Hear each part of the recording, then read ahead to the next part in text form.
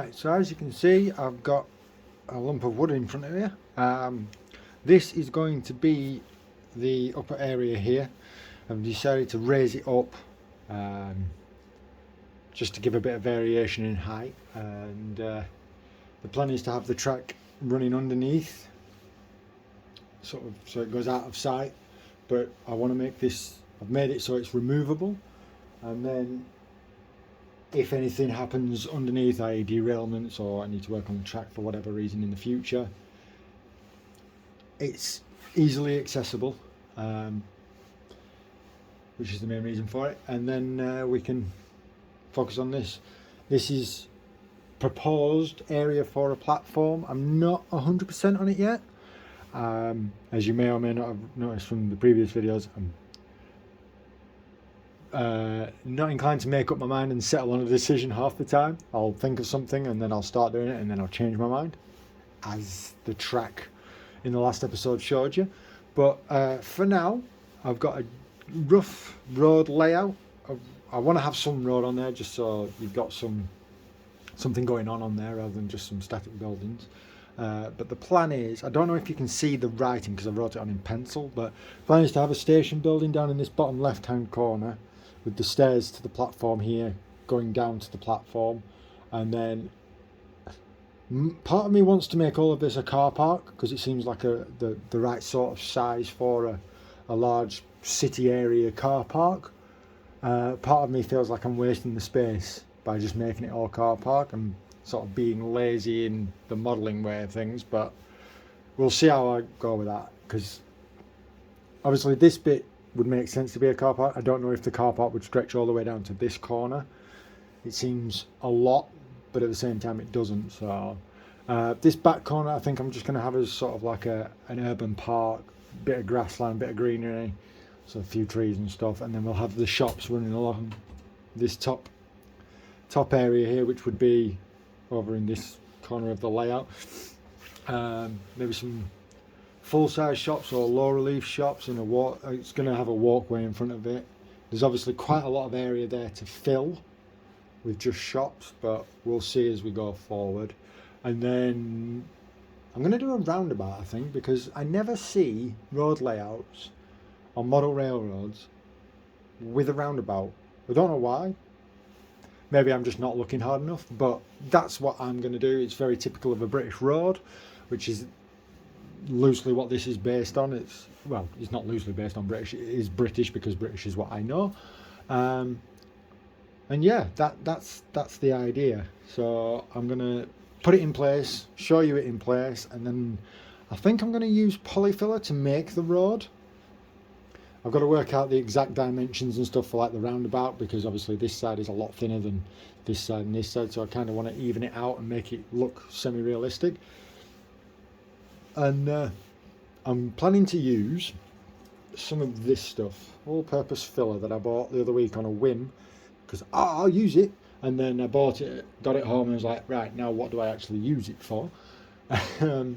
But yeah, I think making the roads out of this will be fine, and then I've just got to figure a way to make the rest of it slightly higher for the paths, the footpaths and stuff. But I'll get it in place, and then I'll show you. In fact, I'll just do it now because it's so easy.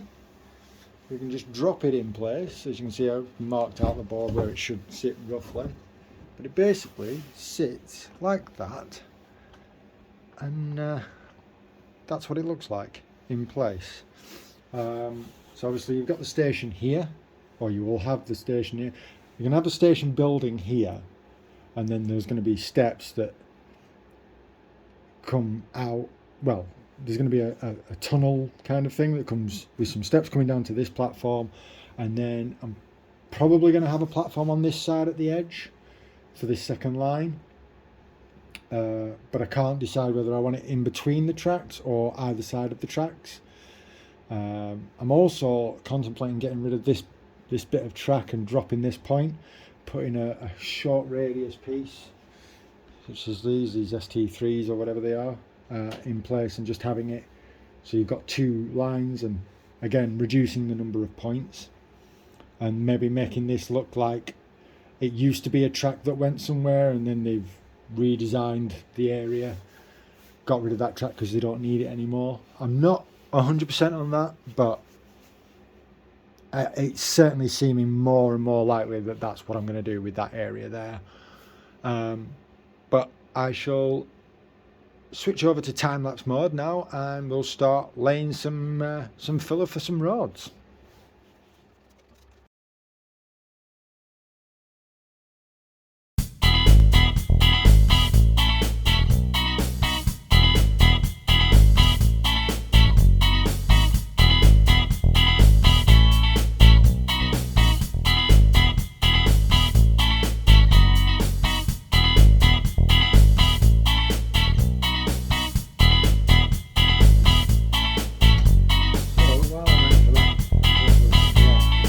I thought I'd show you my plans for this area.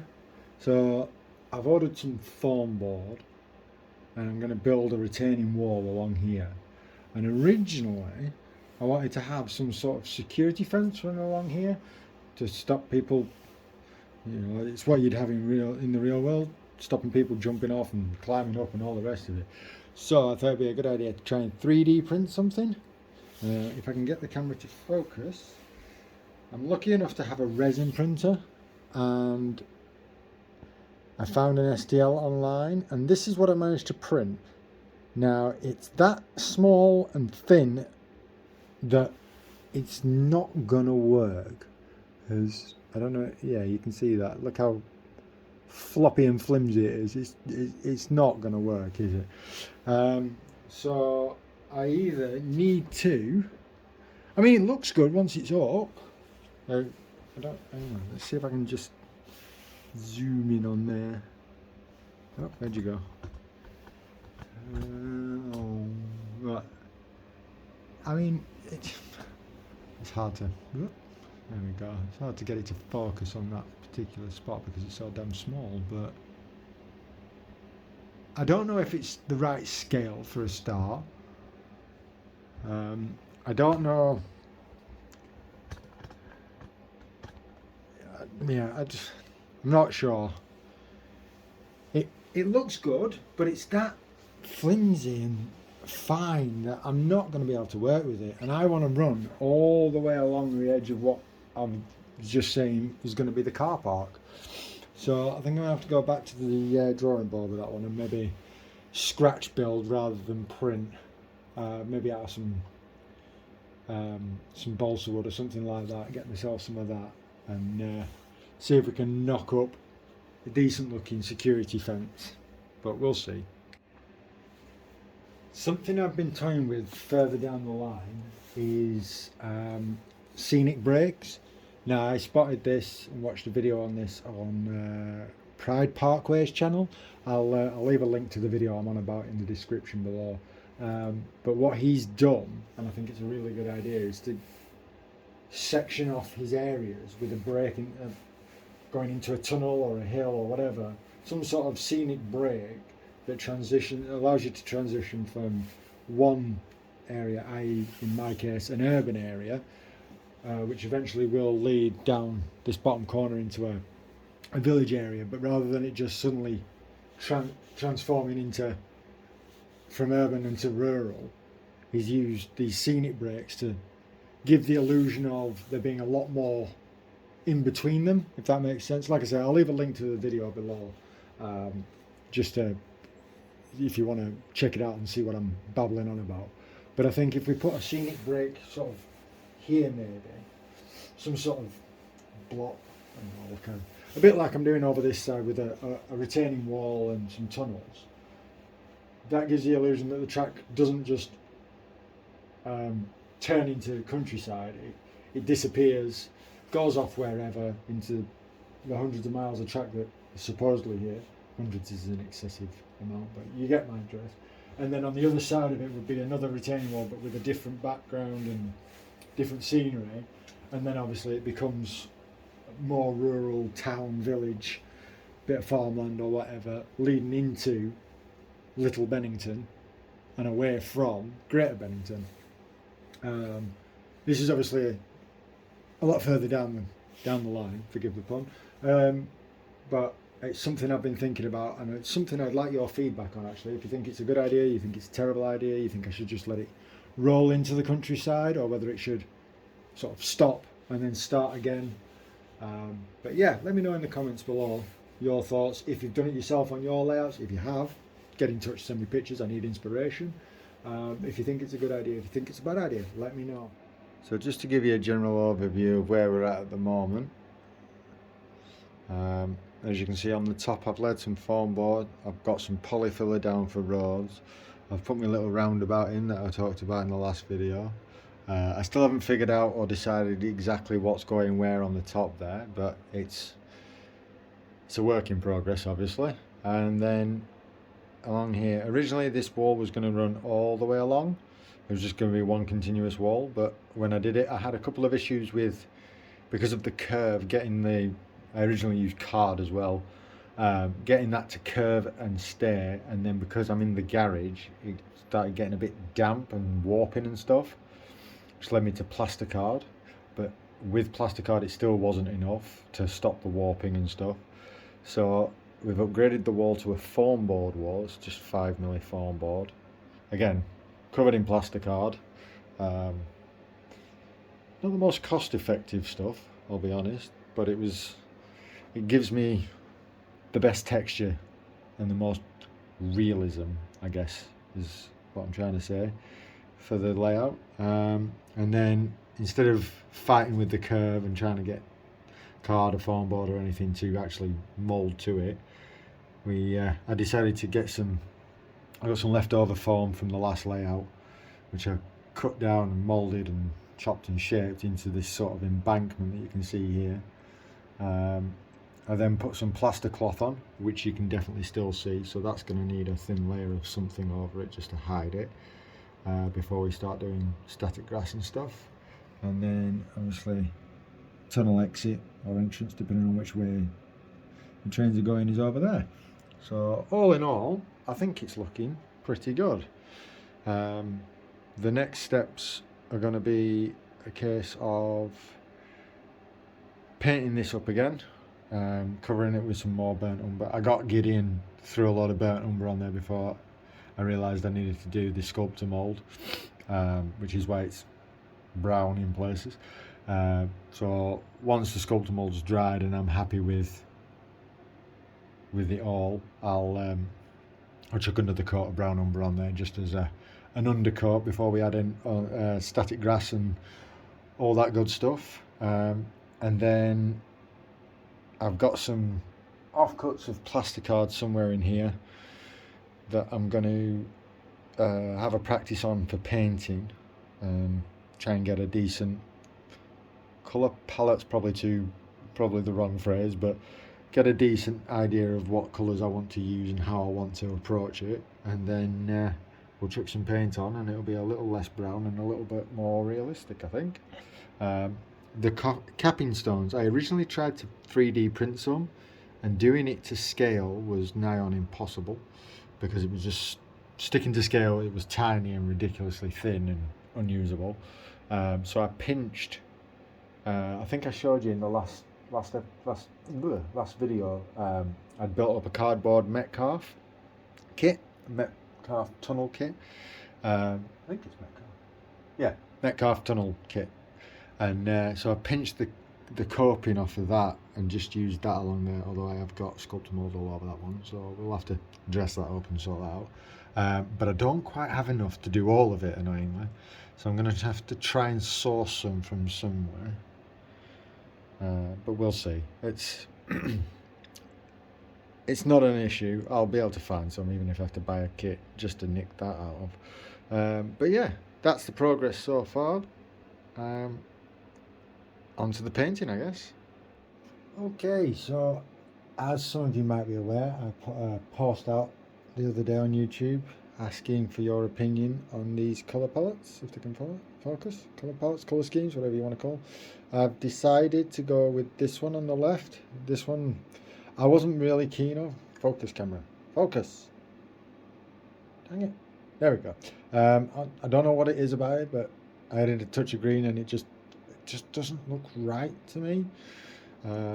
So if I can get this one to focus like that. I've decided to go with this one, which actually is slightly more in keeping with the stone you would find in the area I actually live in, and I think I'm going to go with this sort of colour scheme, if you will. It's a bit more reddy brown rather than this one, which is a bit darker and has more green in it. But yeah, we're going with this one. So the first job, the main difference between them actually is I put a base coat down on these ones, like an undercoat, a primer of some of this stuff, this Tamiya white, matte white. Focus, there we go.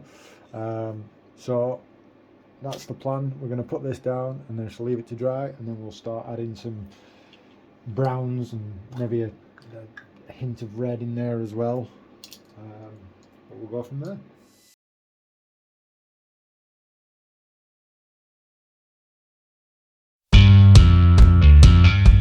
So the other thing that I've been working on was designing the colour scheme for the walls and things is a way to access the station below Upper Bennington.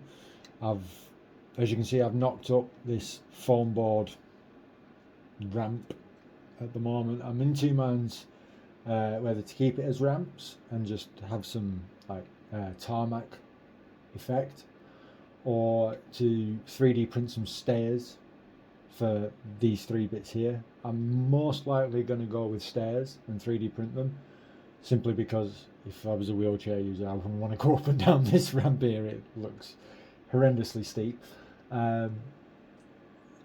But yeah, I shall. It's a bit rough and ready now, but it's just a mock-up to give me an idea of what I need to actually make. But I'll design and 3D print some stairs for these 3 points, and then have some stone plasticard here and down this side so it blends in, looks a little bit more natural.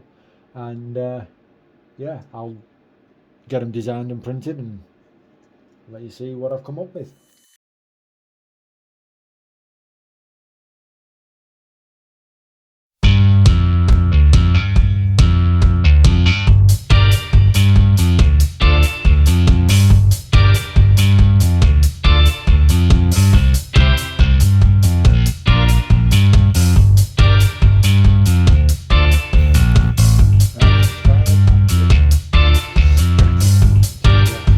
Embankment all around here. I've been to the model shop and I've bought myself some fine turf weeds. I'm going to use that as a base layer. Excuse me, before I start adding static grass and really bringing it to life, I guess. Let's crack on.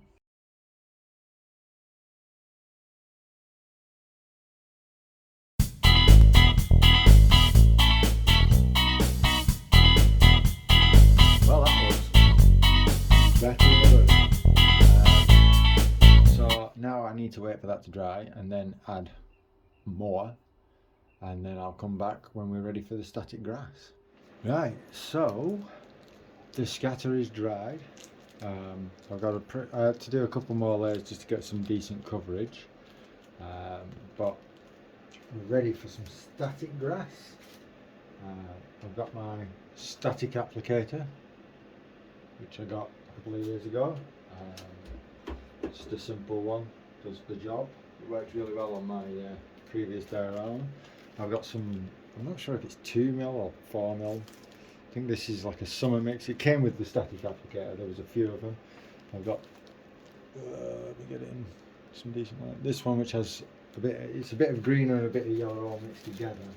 It came with some other ones that are really far too bright for much of anything, as you can see. I've also got, that's another green that came with it. It's a bit darker, but it just looks a bit too vibrant. I've also got this 4mm autumn mix. I'm not entirely sure where I got this from, but we might use some of that as well. But to start with, we're going to use this one. I've got some watered down PVA, and then somewhere in here I've got a pipette, and we're going to chuck some of this in the applicator and then bang some glue on and hope it doesn't look terrible. Fingers crossed.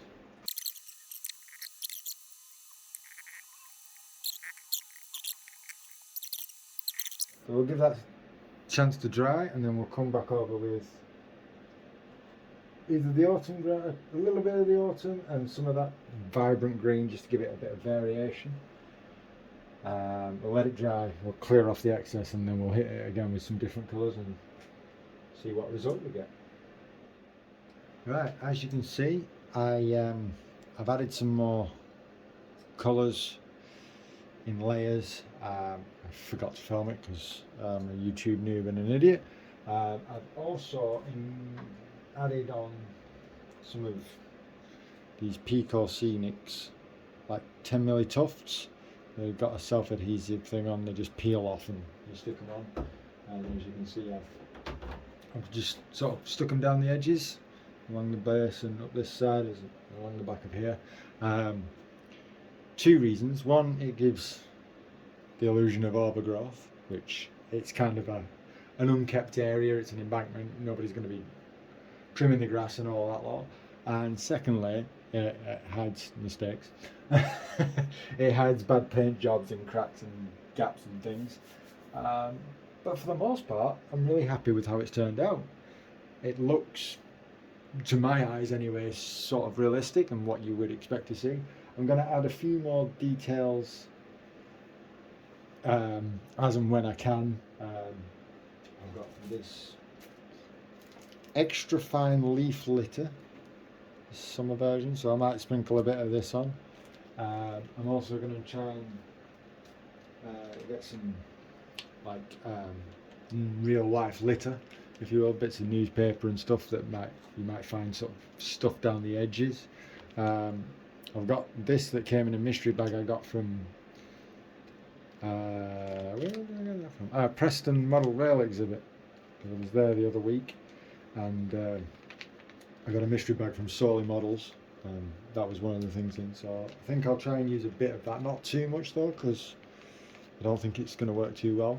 My plan is to have some sort of fence running along here, so that's where this stuff might come in handy, just sort of putting it along the base of that fence. But for the most part, other than a few bits of colour, maybe some flowers or some bramble looking foliage and some litter, the embankment is done.